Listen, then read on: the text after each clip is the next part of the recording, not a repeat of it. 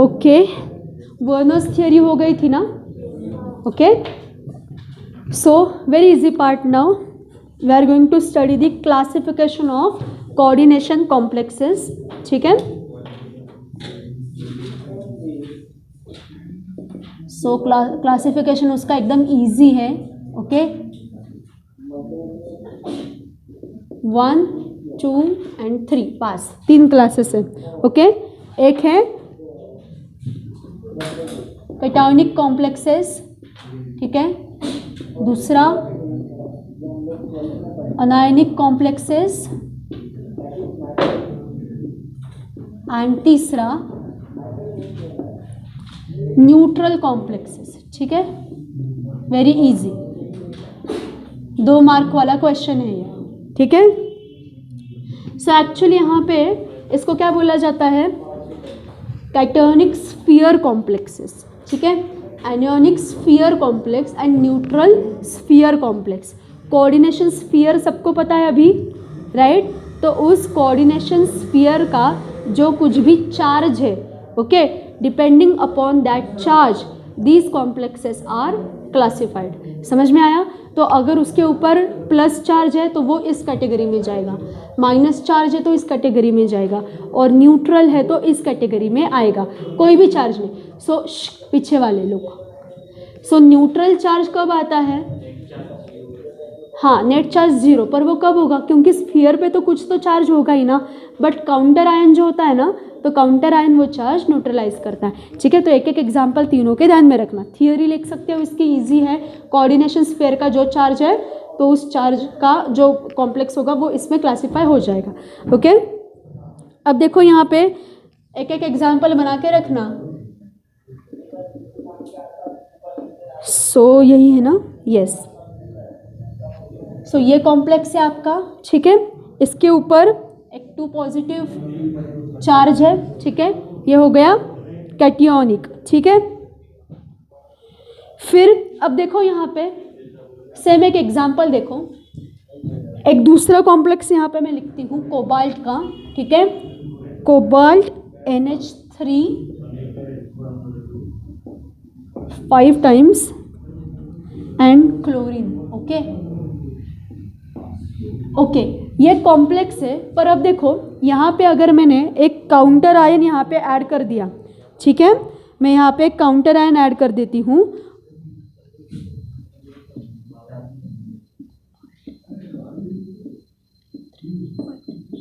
Okay, क्या charge है यहाँ पे? 2+. ओके, और यहाँ पे मैंने एक काउंटर आयन ऐड कर दिया है SO4, और ये जो SO4 है ना, इसके ऊपर अपना एक चार्ज है 2-, तो इसका 2-, इसका 2+, न्यूट्रलाइज हो गए, राइट? तो फिर ये वाला जो पर्टिकुलर कॉम्प्लेक्स है ये न्यूट्रल कॉम्प्लेक्स में आ जाता है, और यहाँ पे ये SO4 नहीं है इसलिए ऊपर 2+ चार्ज है. ध्यान में रहेगा, इजी है. ठीक है, चलो. सो तीनों के एक एक एग्जाम्पल ध्यान में रखना सिर्फ.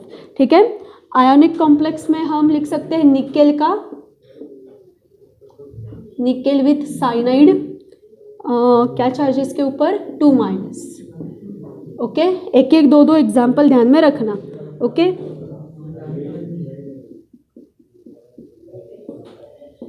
FeSN6 3-. अब इसकी भी सेम बात है. ठीक है, यहाँ पे 3- चार्ज है, तो अगर मैंने यहाँ पे काउंटर आयन ऐड कर दिया, यहाँ पे FeCN6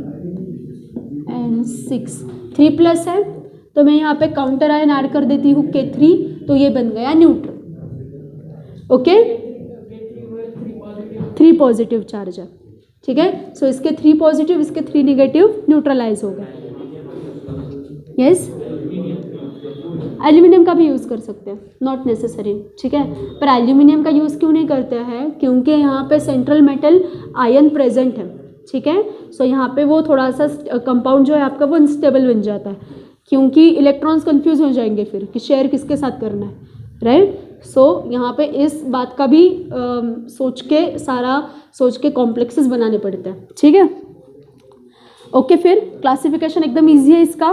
इस पे एकदम 2 मार्क का वगैरह क्वेश्चन पूछा जाता है। ओके, अब ये होने के बाद यहाँ पे हमें डिस्कस करना है, अभी इजी है वैसे कहा जाए तो, पर सिस्टमेटिकली करेंगे तो इजी है, दैट इज IUPAC नॉमेनक्लेचर इसका।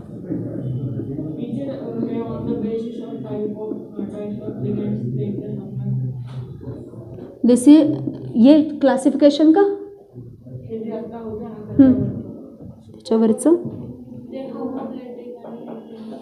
अच्छा ओके, वो रहा क्या अपना, अरे हाँ वो हमने लिया ही नहीं। ओके चलो वो भी ले लेते, छोटा सा पॉइंट।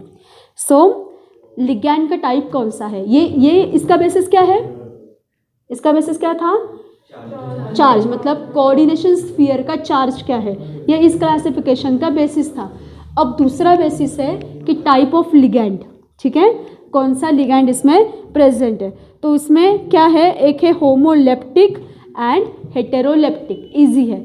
होमोलेप्टिक मतलब क्या, there is only one type of ligand is there, okay, and heteroleptic क्या है कि there are 2 types of ligand, मतलब different type of ligand. So consider 2 example here. So यही कोबाल्ट का एग्जाम्पल लेते हैं, NH3 6 टाइम्स और इसके ऊपर है 3+ चार्ज, एंड दूसरा लेते हैं यहाँ पे कोबाल्ट का ही NH3 4 times and Cl2, okay plus. अब देखो ये दोनों लिगैंड्स अच्छे से देखो, सेंट्रल मेटल आयन कौन सा है दोनों में, कोबाल्ट ही है। ओके सारे लोग बाहर निकालूंगी मैं अभी, क्या सुन रहा है, एग्जाम आई है अब तुम्हारी। सो ये जो कोबाल्ट है ये दोनों में सेंट्रल मेटल आयन है, पर फर्स्ट केस में देखो सारे के सारे जो लिगैंड्स है वो कौन से है, सारे NH3 है, right. So this is the type of homoleptic ligand. पर यहाँ पे देखो, यहाँ पे 4 जो है 4 NH3 है और जो 2 है वो क्लोरीन है, ठीक है। सो इसका स्ट्रक्चर कैसे होगा, कोबाल्ट का कुछ ऐसा होगा,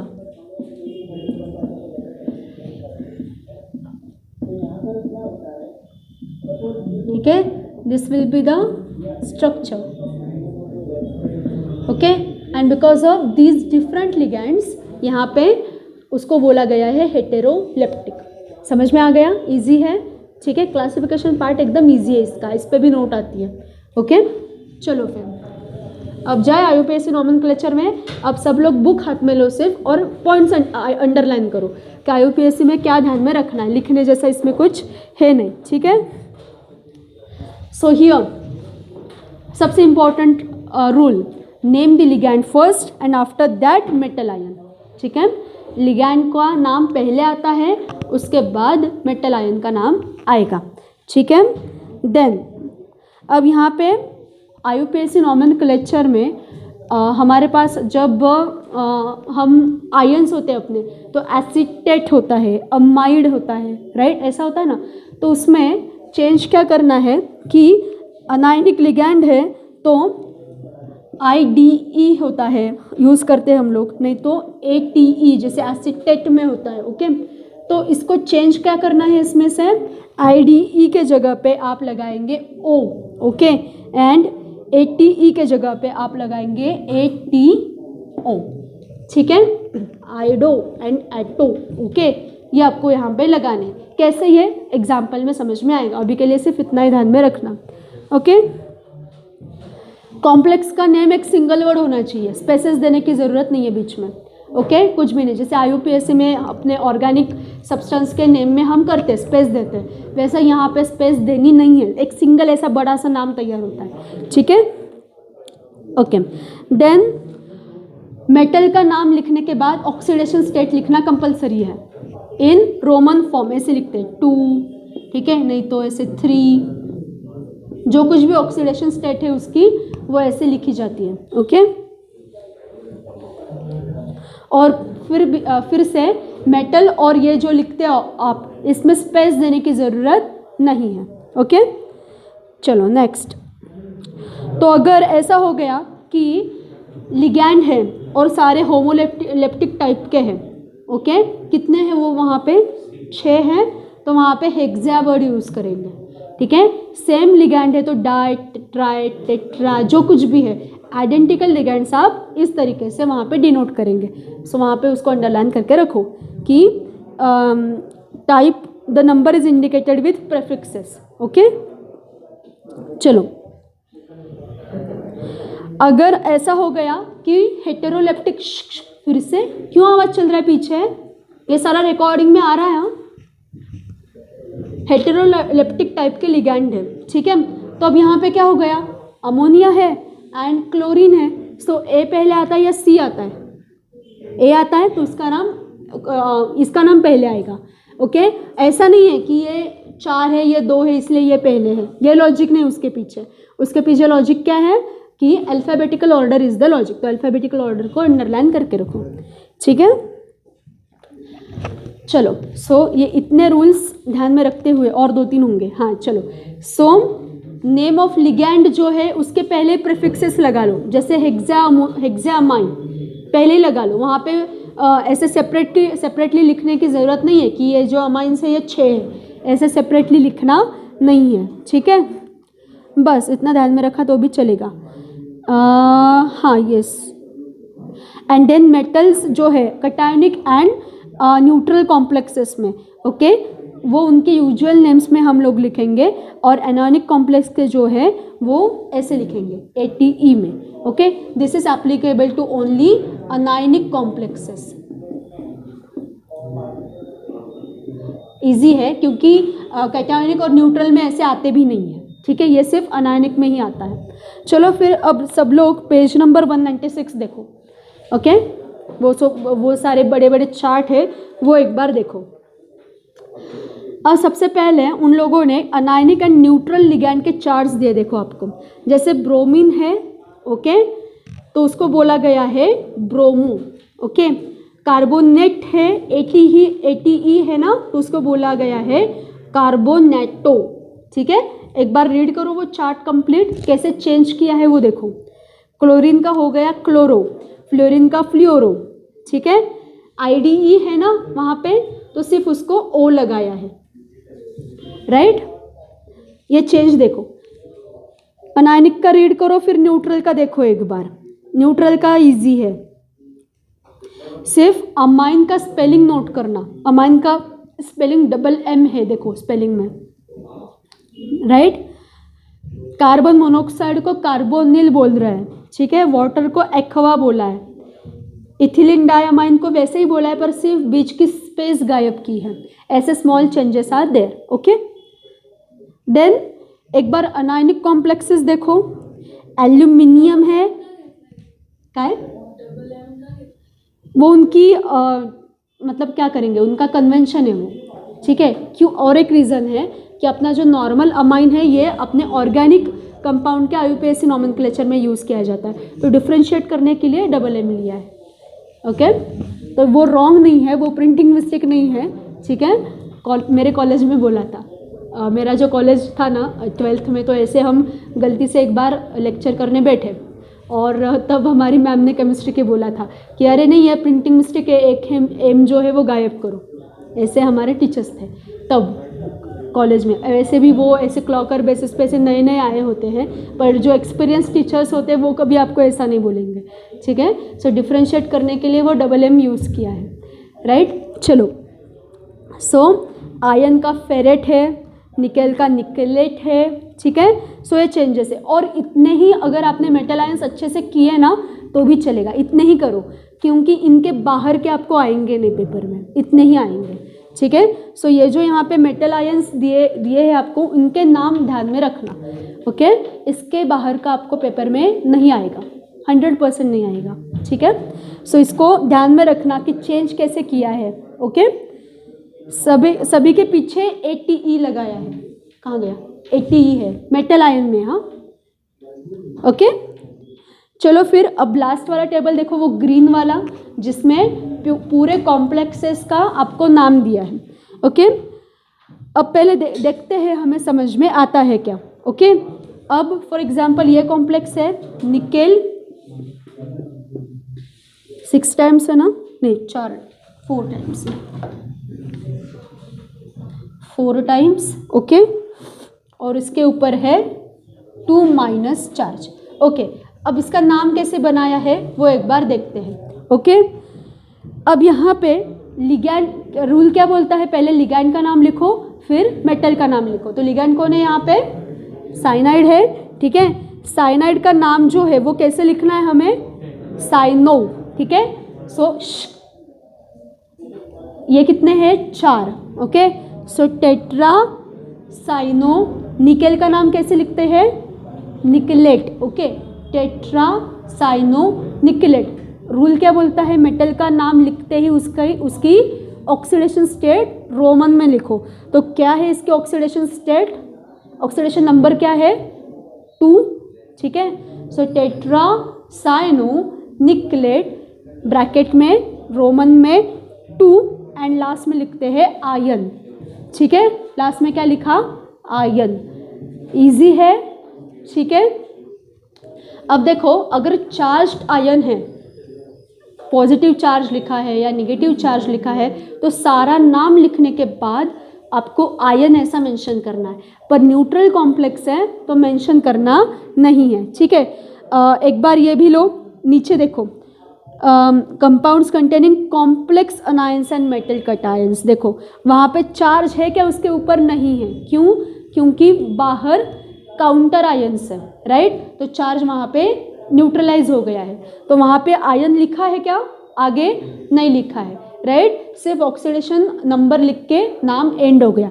तो एक लेते हैं फॉर एग्जांपल हम लोग Na3 कोबाल्ट, नहीं ऐसे नहीं बोलते, अनायन कटायन कन्वेंशन में नहीं बोलते।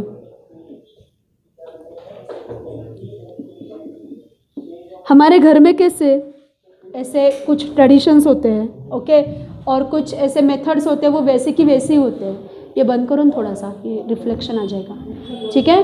सो वो हमारे घर में कैसे होता है और उसका रीज़न ऐसा ही क्यों है, ऐसा हमें पता नहीं होता, वो वैसे फॉलो किया जाता है, ओके, जनरेशन टू जनरेशन। वैसे इनका भी है, ये बोलते हैं IUPAC नॉमेनक्लेचर, ये सिस्टमैटिक मेथड है कॉमन नेम से तो सिस्टमैटिक ही है, पर उनमें भी कुछ कन्वेंशंस है और वो वैसे ही है।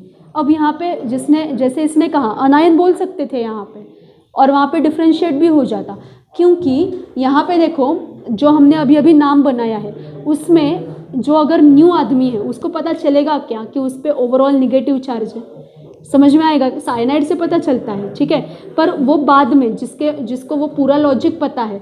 पर अगर वहाँ पे अनायन लिखते हैं तो वही क्लियर हो जाता ना कि ओवरऑल उस पर 3 माइनस चार्ज है, पर ये लोग वैसा नहीं करते, ठीक है, उनकी कन्वेंशन है, हमें वो अभी के लिए फॉलो करनी है अभी, ठीक है। चलो फिर इसका नाम बनाते हैं, कैसे हो गया। अब यहाँ पे ये जो Na3 है, इसके ये जो Na है, सोडियम है, इसके ऊपर चार्जेस है प्रेजेंट और इसने इसको न्यूट्रलाइज करके रखा है, ठीक है। सो नाम क्या हो गया फिर, काउंटर आयन का जो नाम है वो पहले लिखते हैं फिर, ओके। सोडियम, हाँ, हेक्सा, उसको बोलते हैं एनिट्रो, ठीक है। Sodium hexa nitro cobaltate. और कैसे पता चलेगा, यहाँ पे तो लिखा नहीं है, तो चार्ज कितना है कैसे पता चलेगा, हाँ राइट, काउंटर आयन है ना अपने पास, ठीक है। So sodium hexa nitro cobaltate, Roman में 3। समझ में आ रहा है, इजी है, यस। चलो सो इस तरह से हो जाएगा। अब लास्ट का एक थोड़ा सा नीचे देखो, कटायोनिक कॉम्प्लेक्सेस का भी सेम है, वो बताने की ज़रूरत नहीं है। वो देखो एक बार, ब्रोमीन क्लोरीन आयोडीन वाला देखो, वहाँ पे क्या है, वहाँ पे कैसे देखो, ब्रोमाइड लास्ट में लिखा है क्योंकि वो क्या है, कैसा है, वो अनायनिक है, राइट। सो कॉम्प्लेक्स कटायन और अनायन दोनों उसमें मिक्स्ड है, ठीक है। So tetra ammine dibromo platinum 4 bromide ऐसे लिखा है उसमें। चेंज देखो कैसे है, ब्रोमाइड वहाँ पे एज काउंटर आयन काम कर रहा है पर उसका नाम पीछे है। Why, because counter ion itself is containing negative charge. अगर आपका जो कटायन है वो पॉजिटिव चार्ज कैरी करता है, मतलब जैसे यहाँ पे इसके पास पॉजिटिव चार्ज है, राइट, तो उसका नाम पहले आता है। पर अगर ऐसा काउंटर आयन मैंने यूज़ किया जिसके पास निगेटिव चार्ज है तो उसका नाम बाद में आता है। So these are some trends, okay. और न्यूट्रल कॉम्प्लेक्सेस का तो सबसे ईजी है, ठीक है, एकदम छोटा सा नाम होता है उनका। देखो एक बार, पहला देखो कोबाल्ट है, नाइट्रो ग्रुप है उसमें, और दो लिगैंड्स है उसमें। देखो नाइट्रो 3 है और अमाइन 3 है, तो नाम क्या बन गया? Try amine tri nitro cobalt 3, बस। ओके, और वहाँ यहाँ पे कोबाल्टो क्यों नहीं हुआ? कोबाल्टो क्यों नहीं किया मैंने यहाँ पे? न्यूट्रल है। ये सारे रूल्स सिर्फ अनायनिक कॉम्प्लेक्सेस को एप्लीकेबल है, ठीक है। इतना पार्ट ध्यान में रहेगा। कैसा क्वेश्चन आ सकता है इसके ऊपर? 1 लाइन क्वेश्चन आ सकता है कि आपको नाम देंगे और बोलेंगे कि ड्रॉ करो स्ट्रक्चर, नहीं तो स्ट्रक्चर देंगे और बोलेंगे नाम दो। ये सेकंड पॉसिबिलिटी ज़्यादा है कि स्ट्रक्चर गिवन होगा और आपको उसका नाम बनाना होगा, ठीक है। इतना ही पार्ट इसके लिए इम्पॉर्टेंट है। कोई क्वेश्चन? एक बार रीड किया पूरा टेबल, इतने भी अगर आपने अच्छे से किए ना तो भी आपका काम हो जाएगा। ज़्यादा बाहर का क्वेश्चन इसमें आता नहीं है। वैसे अपने ऑर्गेनिक के IUPAC का भरोसा नहीं है, ठीक है। वो इमेजिनरी स्ट्रक्चर बना के आपको दे सकते हैं, ऐसा नहीं कि वो टेक्स्ट बुक से ही आएगा, पर इसका भरोसा है, ठीक है। ये टेक्स्ट बुक से ही आता है। ओके, जाना है आगे? चलो फिर अब एक छोटा सा हमें रूल यहाँ पे स्टडी करना है, दैट इज EAN रूल। पीछे वाले लोग बहुत आवाज़ कर रहे हैं आज। क्या फिजिक्स का सैचुरेशन हो गया क्या? तो फिर निकलो ना, थोड़ा सा आराम करके आओ। केमिस्ट्री का वैसे भी रिकॉर्डिंग चल ही रहा है, घर पे भी देख सकते हो आराम से। सो रूल है EAN रूल। इस पे भी 2 मार्क का क्वेश्चन आता है हमेशा, ठीक है। That is effective atomic number rule, ठीक है। इफेक्टिव एटॉमिक, अरे अभी बोला मैंने शांत बैठो।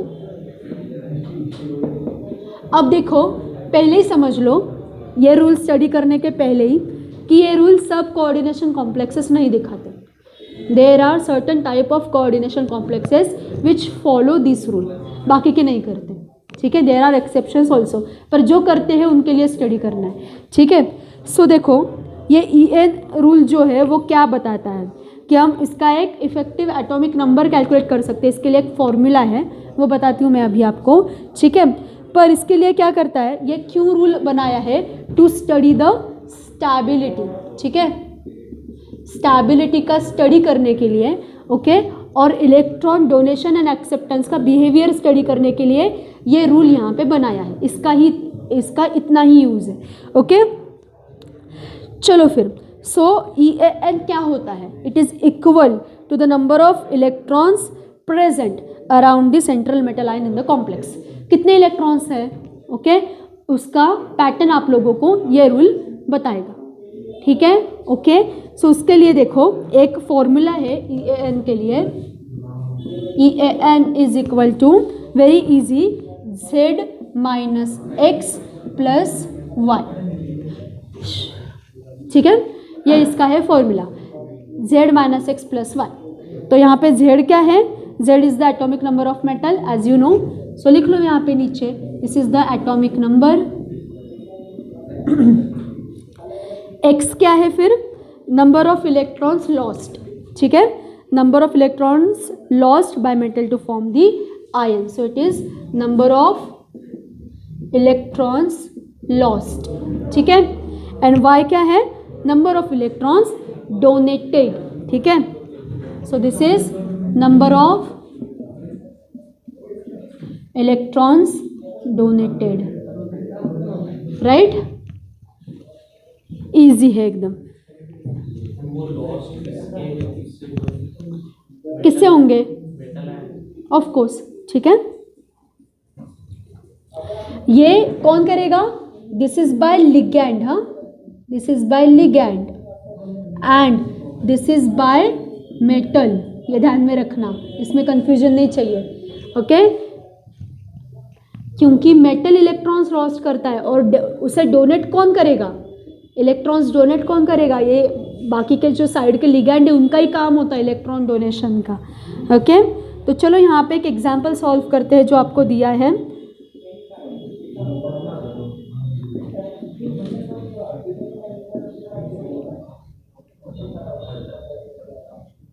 इस पे चार्ज कितना है? 3+, ओके।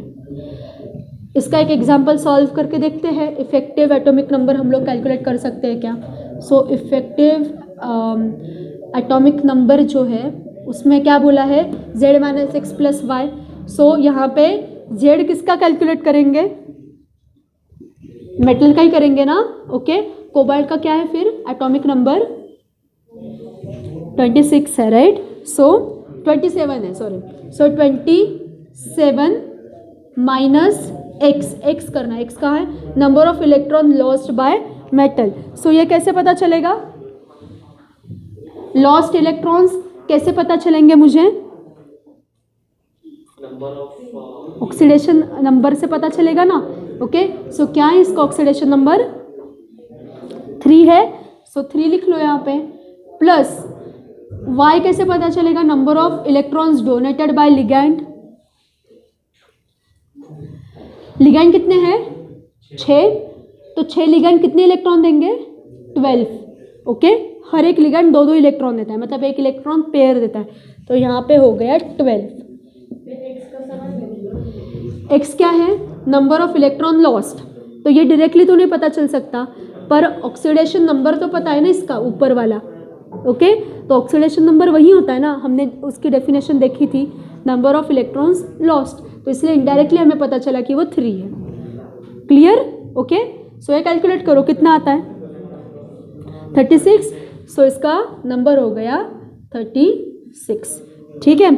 और एक बात है, जब ये मतलब इसका यूज़ क्या है और सम इलेक्ट्रॉन्स, तो आप लोग बोलेंगे कि ऐसा तो हर एक कॉम्प्लेक्स का हम लोग कैलकुलेट कर सकते हैं, तो ऐसा क्यों बोल रहे हो कि some complexes do not follow EAN rule? तो इसका रीज़न ये है, इसका रीज़न ये है कि जब ये सारा काम होता है, ये इलेक्ट्रॉन्स एक्सेप्ट करते हैं, यहाँ पे डोनेट करते हैं, तो क्या होता है ना कि ऐसा अज्यूम किया है इस रूल में कि your coordination complex attains the stability of inert gases. समझ में आया मैंने क्या बोला है? सो यहाँ पे क्या क्या इनर्ट गैसेस देखो, आपका आर्गॉन है, ओके, क्रिप्टोनियम है, देन आपका क्सिनॉन है, ठीक है। ये क्या है? ये स्टेबल इनर्ट गैसेस है, राइट। तो ये आपके जो कोऑर्डिनेशन कॉम्प्लेक्सेस हैं वो उनकी स्टेबिलिटी अचीव करते हैं। सो 18 लिया तो आर्गॉन हो जाएगा, 36 लिया तो आपका यहाँ पे ये हो जाएगा जो यहाँ पे हुआ है, राइट। पर in some cases, in some coordination complexes, effective atomic number ऐसा कुछ तो अलग ही फैक्टर आ जाता है कि जो कौन से भी इनर्ट गैसेस का एटॉमिक नंबर नहीं है। इसलिए कहा गया है कि some complexes do not follow this particular rule. समझ में आया अच्छे से? Clear? Yes.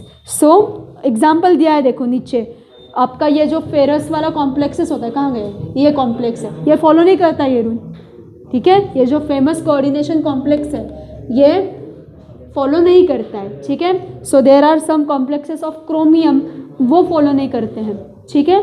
But yet there are some complexes which ideally follow this rule and that's why we have to study this particular rule. Note तैयार हो गई पूरी? EAN rule आ गया तो क्या लिखना है समझ में आया? एक एग्जाम्पल ये लर्न करके रखो और इसमें कैलकुलेट करेंगे आप लोग। पीछे के लोग तीनों बेंचेस बाहर जाओ, ओके। क्लियर है EAN रूल? ओके चलो 1 मिनट देखो एक बार, इसमें कोई प्रॉब्लम है क्या पूछो, इसके बाद हम आइसोमर्स लेने वाले हैं, ठीक है।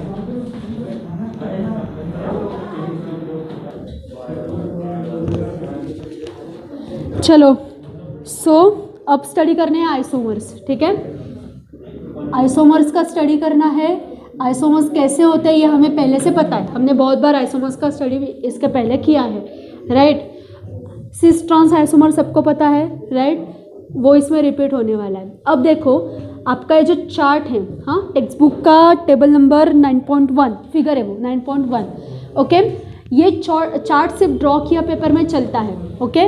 उसके ही नीचे एग्जाम्पल्स लिख लो और सिर्फ एक की डेफिनेशन लिखो कि क्या बोला है कि कॉन्स्टिट्यूशनल आइसोमर क्या है, स्टीरियो आइसोमर क्या है, ये इतना उसमें लिखते रह जाओ, ठीक है। बस उतना ही काम करना है, बाकी कुछ भी नहीं करना है, ठीक है।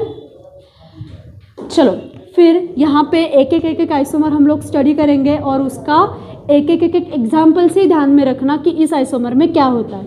ओके, चलो 1 बाय 1 वहाँ पे ही आप लोग ड्रॉ करके रख सकते हो और एक एक एग्जाम्पल सबके लर्न करो, ठीक है।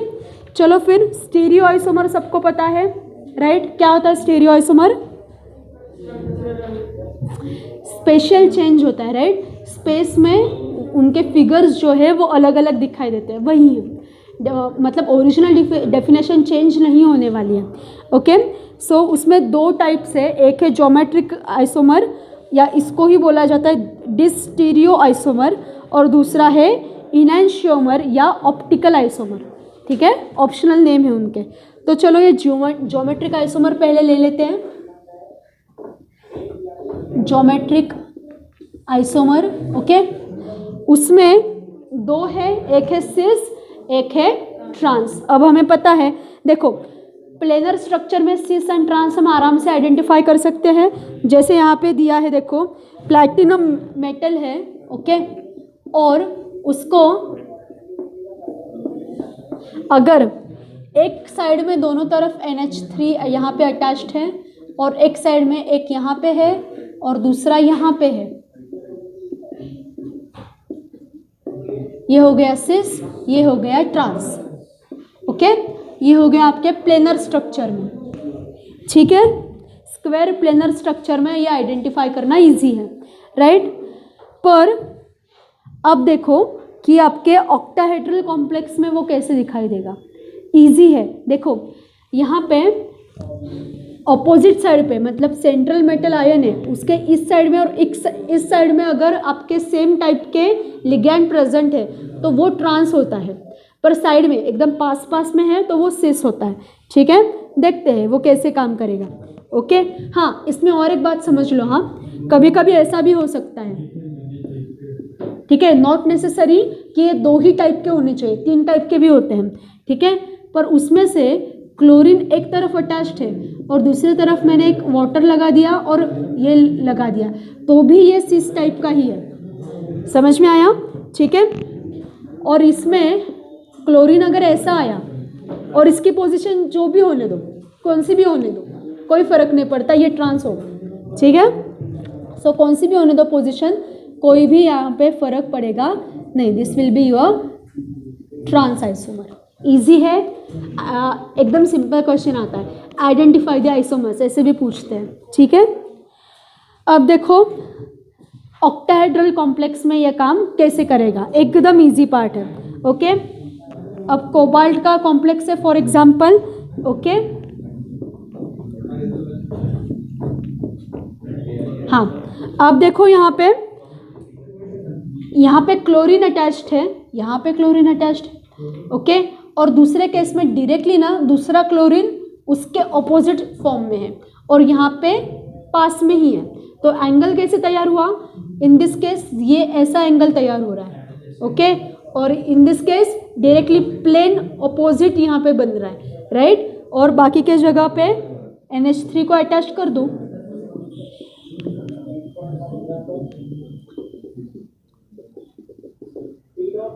ओके, यहाँ पे भी वैसे ही, तो in this case this will, because of this neighbourhood, this will called as cis and this is called as trans. समझ में आया सिस और ट्रांस कैसे है?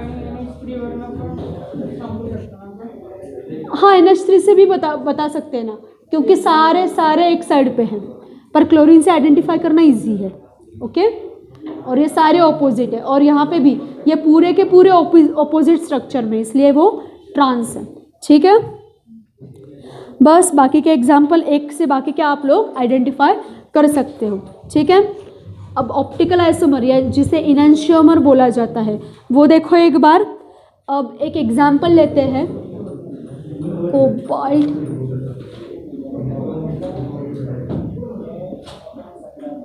हाँ, अब देखो यहाँ पे क्या बात है, देखो क्या प्रॉब्लम है रे तुम लोगों का। यहाँ पे देखो, अब यहाँ पे ऑप्टिकल आइसोमर कैसे दिखाई देता है, कोबाल्ट सेंट्रली मैंने लिखा दोनों तरफ, ओके, और यहाँ पे मुझे क्या करना है, ये जो EN क्या है बाय द वे, पता है? इथिलीन डायमाइन, ठीक है। सो ये जो है इथिलीन डायमाइन, ठीक है, EN, ओके। सो यहाँ पे क्या किया है देखो, इस EN को क्या मैंने कैसे लिखा है, एक यहाँ पे लिखा, एक यहाँ पे लिखा है और एक यहाँ पे लिखा है। इन सेकंड केस मुझे क्या करना पड़ेगा, एग्जैक्टली इसको अपोजिट करना पड़ेगा, हाँ, और इसको एक पैटर्न से हम लोग ज्वाइन करने वाले हैं।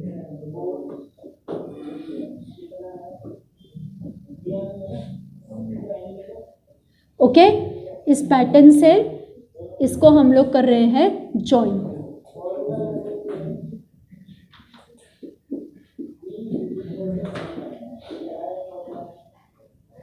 ओके, मिरर इमेज दिख रही है एक दूसरे की, मेरे ड्राइंग पे मत जाओ, ठीक है, पर मिरर इमेज दिख रही है, ठीक है। So these are optical isomers, ठीक है, ऐसे आइसोमर्स इसमें प्रेजेंट होते हैं। ऑक्टाहेड्रल कॉम्प्लेक्स में भी ये पॉसिबल है, एक बार वो डायग्राम देखो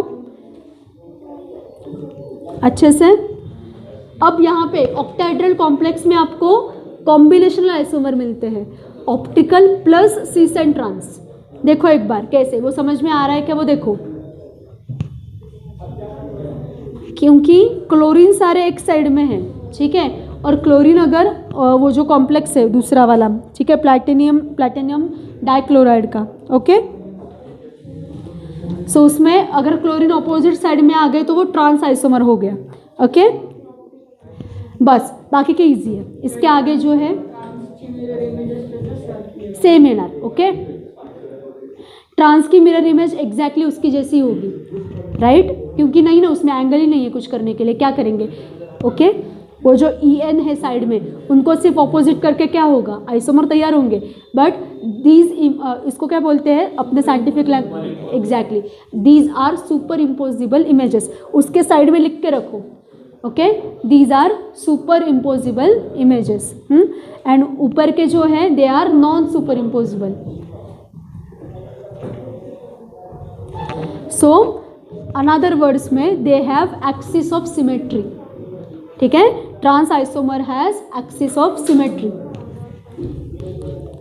चलो फिर अब स्ट्रक्चरल आइसोमर में आगे नेक्स्ट टाइप,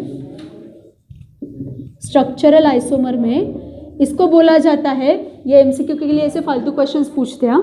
स्ट्रक्चरल आइसोमर का और एक नाम है कॉन्स्टिट्यूशनल आइसोमर, ये MCQ में ऐसे क्वेश्चंस आते हैं कभी कभी, ठीक है, इसको ही नाम है कॉन्स्टिट्यूशनल आइसोमर। ऑप्टिकल आइसोमर और इनैंशियोमर एक ही है, okay, geometrical isomer and diastereo isomer ये भी एक ही है, ठीक है, सेम नाम याद रखना।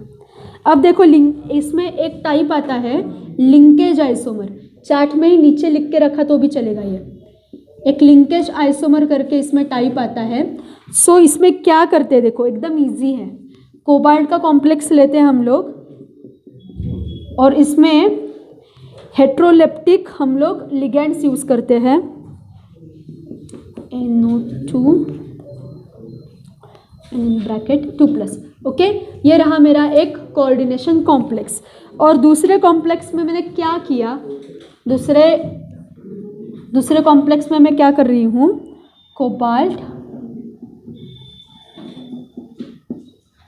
Cobalt NH3 5 times and O।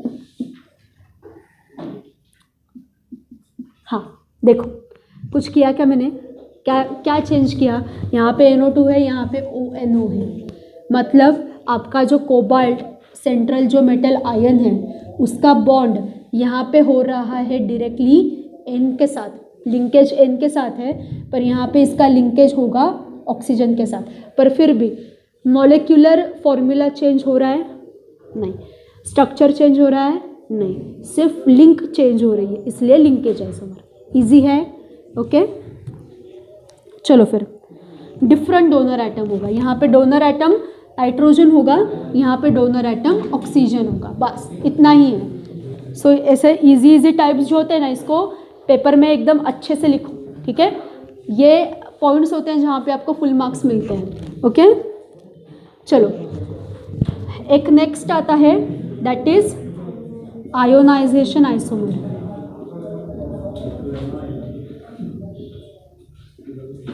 Okay, ये क्या है देखो, लिखते हैं दो एग्जाम्पल, कोबाल्ट के ही लिखते हैं। ऐसा एग्जाम्पल बनाओ ना कि जो हर एक आइसोमर में आप लोग रिपीट कर सकते हो, ठीक है। SO4, एक है ब्रोमीन, ओके, और दूसरा है इसमें कोबाल्ट NH3 5 टाइम्स,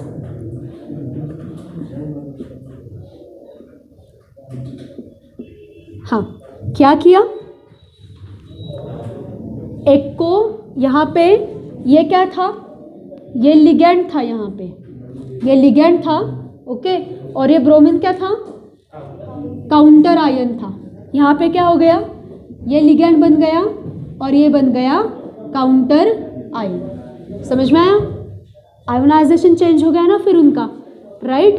तो यहाँ पे न्यूट्रलाइजेशन स्पीशीज कौन सी है, यहाँ पे न्यूट्रलाइजिंग स्पीशीज ब्रोमीन, और यहाँ पे कौन है, right, that's why ionisation isomers. Easy है, चलो। इसकी इस पर्टिकुलर केस में आपको उसका आयोनाइजेशन भी दिखाना होगा, कि रिएक्शन करके दिखाना होगा, वो आता है। अभी हमने पूरा इलेक्ट्रोकेमिस्ट्री सीखा है, राइट। तो आयोनाइजेशन रिएक्शन लिखना आप लोगों के लिए डिफ़िकल्ट नहीं होना चाहिए, ओके। चलो, एंड एक और एक आइसोमर है, इजी है, कोऑर्डिनेशन आइसोमर, ओके। तो ये कोऑर्डिनेशन आइसोमर जो है, इसमें क्या किया है देखो, इसमें सेट होते हैं, कोऑर्डिनेशन आइसोमर में सेट्स होते हैं। देखते हैं हम कैसे सेट होते हैं। कोऑर्डिनेशन आइसोमर, ओके, देखो अभी सेट्स कैसे है। एक कटायनिक आइसोमर चाहिए हमें और एक आयनिक चाहिए, ठीक है, अनायनिक चाहिए। इसको लेते हैं, आपका फेवरेट आइसोमर, बहुत बार रिपीट हुआ है ये, ओके। और दूसरा लेते हैं इसके साथ,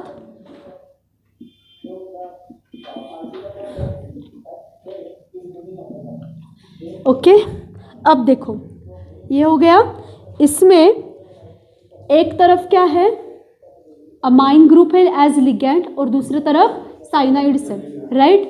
अब दूसरे केस में क्या होता है वो देखो, ठीक है।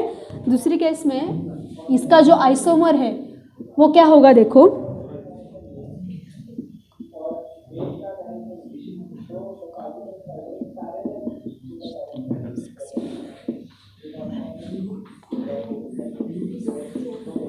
ओके, क्या हुआ, मेटल आयन चेंज हो गए, राइट। ये कटायनिक है, ये अनायनिक है, right.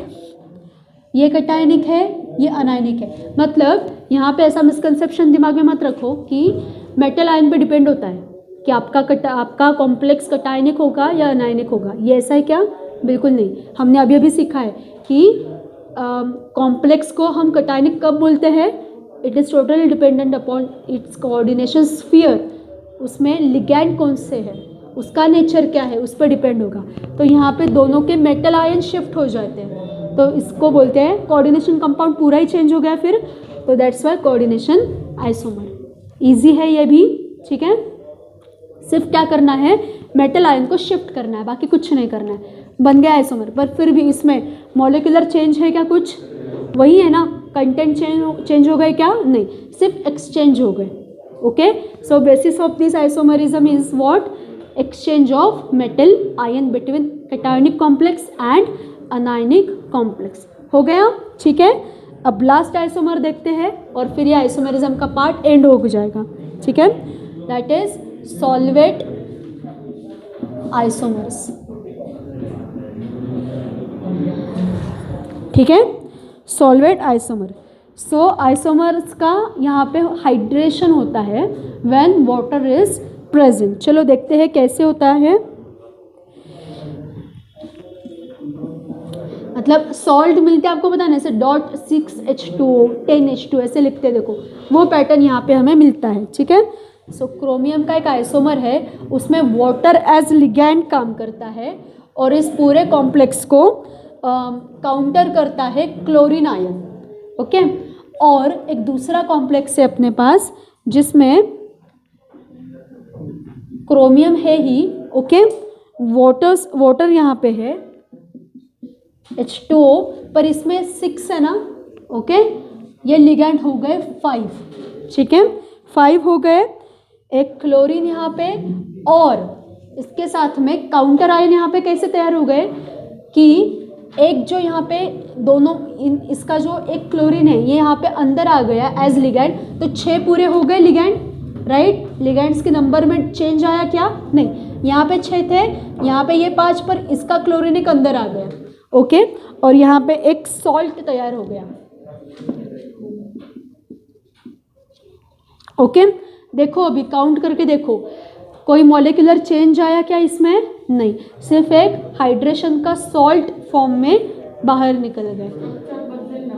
Structure of course change होगा, आइसोमर्स में स्ट्रक्चरल चेंज होता ही है, मॉलिक्यूलर चेंज नहीं होता, ठीक है। स्ट्रक्चर यहाँ के वहाँ हो ही जाता है, पोजीशन चेंज होती है, ठीक है, स्पेशल अरेंजमेंट चेंज होती है, पर उसमें जितने कार्बन है उतने ही रहेंगे, जितने हाइड्रोजन है उतने ही रहेंगे, वो चेंज नहीं होगा। लिगैंड्स में चेंज नहीं है, देखो लिगैंड्स के नंबर में चेंज नहीं है, काउंटर आयन के नंबर में चेंज नहीं है, इन शॉर्ट एटॉमिक चेंज कौन सा भी नहीं है नंबर्स में।